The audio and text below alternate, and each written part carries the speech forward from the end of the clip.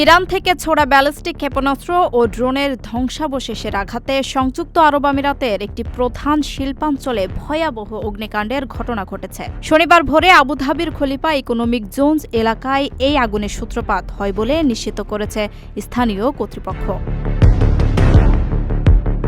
সংযুক্ত আরব আমিরাতের প্রতিরক্ষা মন্ত্রণালয় এক বিবৃতিতে জানায়, ইরান থেকে ছোড়া একাধিক ক্রুজ ক্ষেপণাস্ত্র ও ড্রোন প্রতিহত করতে দেশটির আকাশ প্রতিরক্ষা ব্যবস্থা তাৎক্ষণিকভাবে সক্রিয় হয়। একটি ব্যালিস্টিক ক্ষেপণাস্ত্র সফলভাবে আকাশেই ধ্বংস করা হলেও সেটির জ্বলন্ত ধ্বংসাবশেষ শিল্পাঞ্চলের দুটি পৃথক স্থানে পতিত হয়, যার ফলে দ্রুত আগুনের বিস্তার ঘটে। আবুধাবির সরকারি সংবাদ মাধ্যম দপ্তর জানিয়েছে, ফায়ার সার্ভিসের কর্মীরা দীর্ঘ প্রচেষ্টার পর আগুন নিয়ন্ত্রণে আনতে সক্ষম হয়েছেন। এ ঘটনায় ৫ জন ভারতীয় শ্রমিক সামান্য থেকে মাঝারি ধরনের আহত হয়েছেন, যাদের দ্রুত নিকটস্থ হাসপাতালে স্থানান্তর করা হয়েছে।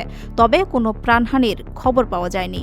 মধ্যপ্রাচ্যে গত ১ মাস ধরে চলমান আঞ্চলিক অস্থিরতার মধ্যে তেহরান তাদের আক্রমণ জোরদার করায় উপসাগরীয় অঞ্চলে চরম উত্তেজনা বিরাজ করছে। আমিরাত কর্তৃপক্ষ সাধারণ মানুষকে আতঙ্কিত না হয়ে সরকারি তথ্যের উপর নজর রাখতে এবং সর্বোচ্চ সতর্ক অবস্থানে থাকতে অনুরোধ জানিয়েছে।